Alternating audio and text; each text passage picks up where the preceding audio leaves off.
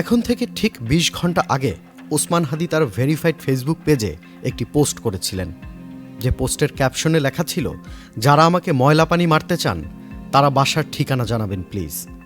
এবং একটি কমেন্টসের উত্তরে উঠে আসে হাদির বক্তব্য, যেখানে একটি কমেন্টে লেখা হয়েছিল, বাসার সামনে আয়, ময়লা পানি রেডি আছে।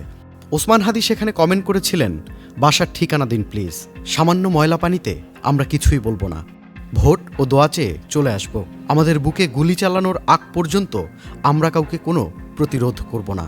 আমাকে ভালোবাসার অধিকার থাকলে ঘৃণা করার অধিকারও কারো থাকতে হবে, আর সেই অধিকার নিশ্চিত করার জন্যই আমাদের আজন্ম লড়াই। আমরা আমাদের শত্রুর সাথেও ইনসাফ চাই। আশা করি আপনার বাসার ময়লা পানি খাওয়ার পরে একসাথে একদিন চাও খেতে পারবো ইনশাল্লাহ। ঠিক ২০ ঘন্টা আগে ওসমান হাদি এইরকম একটি পোস্ট দেওয়ার পরে, যেখানে লেখা ছিল, আমাদের বুকে গুলি চালানোর আগ পর্যন্ত আমরা কাউকে কোনো প্রতিরোধ করব না। ওসমান হাদি এখন গুলিবিদ্ধ, তাকে নিয়ে পুরো দেশবাসী দলমত নির্বিশেষে সবাই একের পর এক ফেসবুক পোস্ট করছে এবং দোয়া চাইছে। আমরাও চাই ওসমান হাদি ফিরে আসুক।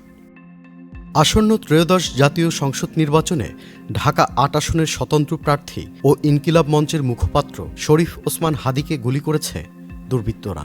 আজ শুক্রবার ১২ ডিসেম্বর দুপুরে পল্টনে এই ঘটনা ঘটে।